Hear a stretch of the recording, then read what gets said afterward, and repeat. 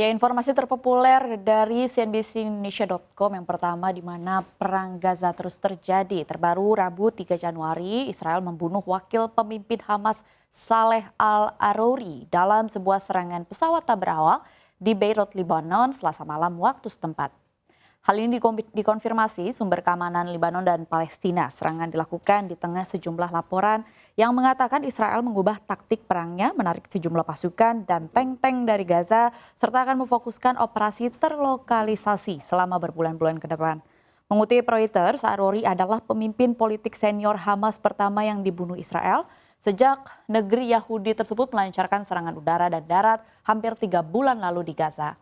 Radio dan TV Hamas serta TV Mayadin yang pro-Iran di Lebanon mengkonfirmasi kabar dari sumber keamanan bahwa Arouri, anggota Politbiro Gerakan Islam Palestina yang berbasis di luar negeri dan salah satu pendiri sayap militer Hamas, Brigade Izz al-Din al-Qassam, tewas ketika sebuah pesawat tak berawak menyerang kantor Hamas di Beirut Selatan.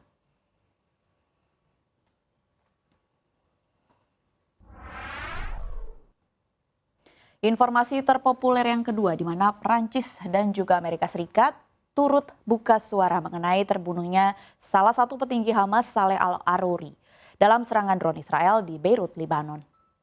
Mengutip dari AFP, Presiden Prancis Emmanuel Macron meminta Israel untuk menghindari eskalasi di Lebanon. Ini disampaikan langsung kepada Menteri Israel dan anggota Kabinet Perang Benny Gantz dalam sebuah panggilan telepon. Selain itu, Macron menegaskan kembali seruannya untuk gencatan senjata abadi antara Israel dengan Hamas. Tetapi Macron juga menggarisbawahi komitmen Prancis terhadap keamanan Israel. Di sisi lain, politisi Partai Republik Amerika Serikat Mike Waltz menyebutkan pembunuhan pemimpin Hamas di Beirut sebagai sesuatu yang sangat krusial. Pasalnya ini merupakan serangan di luar wilayah Israel dengan Palestina. Setelah serangan tersebut, Hizbullah bersumpah bahwa kematian Arouri tidak akan dibiarkan begitu saja. Milisi penguasa itu menyebutnya sebagai serangan serius terhadap Lebanon dan perkembangan yang berbahaya selama perang. Perdana Menteri Lebanon Najib Mikati juga mengutuk pembunuhan tersebut. Ia mengatakan hal ini bertujuan untuk menarik Lebanon lebih jauh ke dalam perang Israel-Hamas.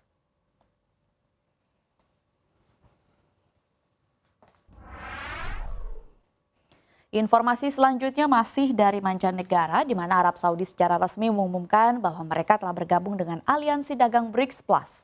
Hal ini terjadi saat grup ini sedang melakukan ekspansi di tengah tekanan barat terhadap salah satu anggotanya yaitu Rusia.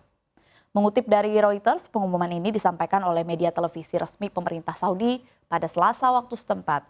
Ini terjadi setelah Agustus lalu, Menteri Luar Negeri Pangeran Faisal bin Farhan menyebutkan bahwa negaranya akan mengambil sikap untuk mengikuti BRICS pada tanggal 1 Januari 2024. Kelompok tersebut yang hingga 1 Januari beranggotakan Brazil, Rusia, India, China, dan Afrika Selatan menyambut 5 anggota baru pada hari tahun baru.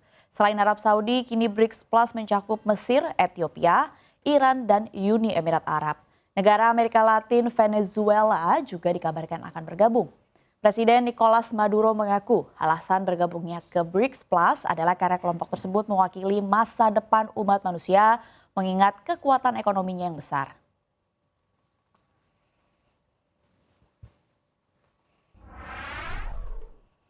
Berita terpopuler dari CNBC-Indonesia.com yang terakhir datang dari dalam negeri, yaitu dari Pesta Demokrasi Indonesia 2024, di mana lembaga Ide Cipta Research and Consulting atau ICRC merilis hasil survei terkait dengan elektabilitas Capres dan Cawapres peserta pemilu presiden dan wakil presiden periode 2024 hingga 2029 untuk periode Desember 2023. Hasilnya masih diungguli oleh Prabowo Subianto dan Gibran Rakabuming Raka. Ganjar Mahfud berada di urutan kedua dengan capaian 29,1%. Menempel Prabowo Gibran di urutan pertama dengan hasil 39,4%. Sementara Anies Baswedan Muhaimin Iskandar atau Amin berada di urutan terakhir dengan perolehan 25,6%. Kemudian yang belum memutuskan sebesar 4,4%, menjawab rahasia 1% dan tidak tahu atau tidak menjawab sebesar 0,5%. Dengan total 5,9%. Direktur Eksekutif ICRC Hadi Suprapto Rusli mengatakan jika Ganjar Mahfud harus memperbesar perolehan suara di Provinsi Jawa Barat. Menurutnya Ganjar Mahfud juga harus mampu mempertahankan raihan suara di Provinsi Jawa Tengah dan daerah istimewa Yogyakarta yang berada di angka 55,9%.